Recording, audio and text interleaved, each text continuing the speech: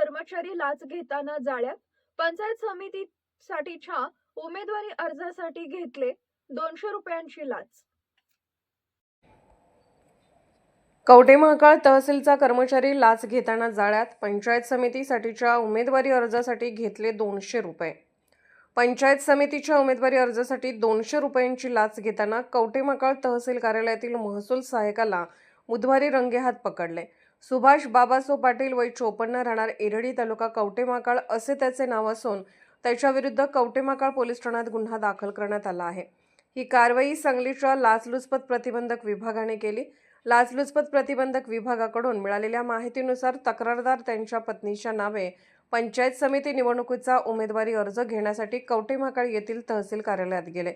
तक्रारदारांनी मंगळवारी तहसील कार्यालयात पंचायत समिती निवडणुकीचा उमेदवारी अर्ज वाटप करणाऱ्या कर्मचाऱ्याकडे चौकशी केल्यावर अर्ज देणाऱ्या कर्मचाऱ्याने प्रत्येक अर्जाचे 100 रुपये प्रमाणे पैसे द्यावे लागतील असे सांगितले. तक्रारदाराने कर्मचाऱ्यास त्या 100 रुपयांची पावती आपण देता का अशी विचारणा केली असता अशी पावती दिली जात नसल्याचे सांगितले होते. तो कर्मचारी प्रत्येक उमेदवाराकडून 100 रुपये घेत होता, पण पावती देत नव्हता. त्या रकमेची नोंदही रजिस्टरला घेत नव्हता. त्यामुळे ती रक्कम लाच स्वरूपात स्वीकारत असल्याबाबतचा तक्रार अर्ज तक्रारदाराने बुधवारी पथकास दिला होता. तक्रारी अर्जाच्या अनुषंगाने तहसील कार्यालय येथे पडताळणी कारवाई केली असता लोकसेवक सुभाष पाटील यांनी तक्रारदार यांच्या पत्नीच्या नावे पंचायत समिती निवडणुकीचा एक अर्ज देण्यासाठी प्रत्येकी 100 रुपयांप्रमाणे 200 रुपये लाचेची मागणी केली.